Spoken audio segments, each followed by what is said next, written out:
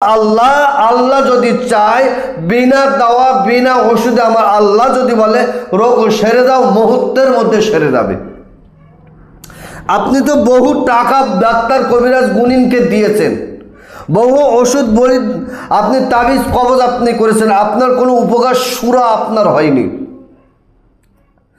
আমি আপনার দায়িত্ব নিয়ে একটা কথা বলছি, দায়িত্ব নিয়ে রাত 12টার পরে আপনি একটাবার এই কাজটা করেন তো, কণ্ঠ নিয়ে আপনি রাত 12টার পরে এই আমলটা করেন তো, দেখে আল্লাহ পাকের দয়া রহম আপনার উপর হয় কিনা।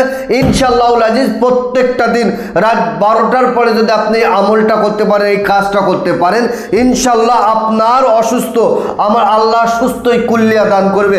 আপনি অভাবগ্রস্ত আমার আল্লাহ আপনাকে অভাব দূর করবে। আপনি ঋণগ্রস্ত আমার আল্লাহ আপনার ঋণকে পরিশোধ করে দেওয়ার সুব্যবস্থা আপনাকে করে দেবে।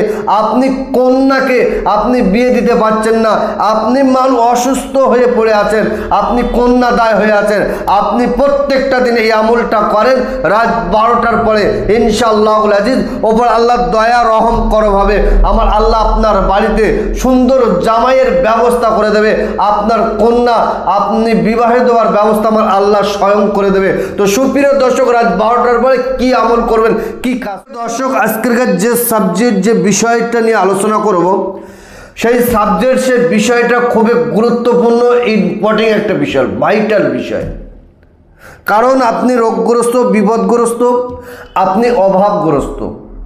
আমি আজকে একটা ছোট কাজের কথা বলবো, ছোট আমলের কথা বলবো।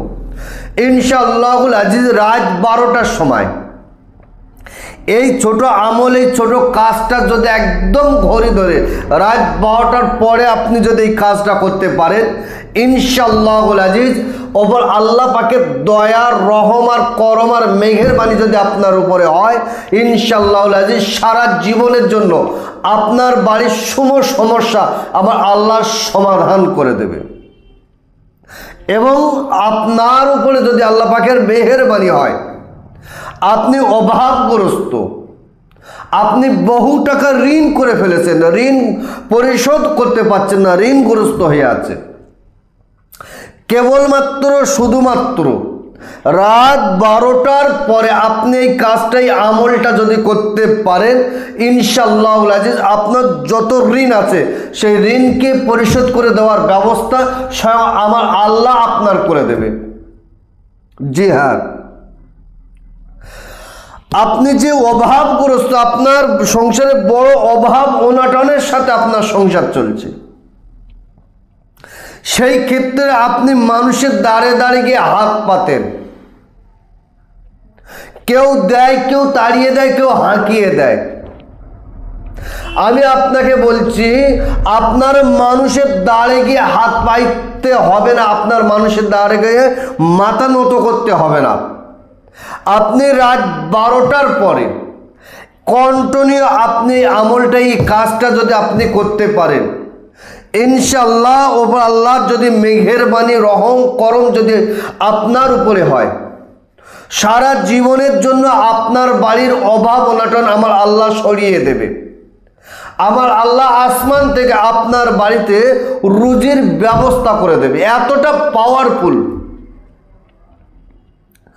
আপনি বহু টাকা পয়সা অর্থ সম্পদ ব্যয় করেছেন, আপনি রোগগ্রস্ত হয়ে আছেন, কোনো ডাক্তার বুদ্ধি কবিরাজের ওষুধ খেয়ে আপনার কাজ হয় না, বহু তাবিজ কবজ আপনি করেছেন, আপনার কোনো উপকার আসেনি।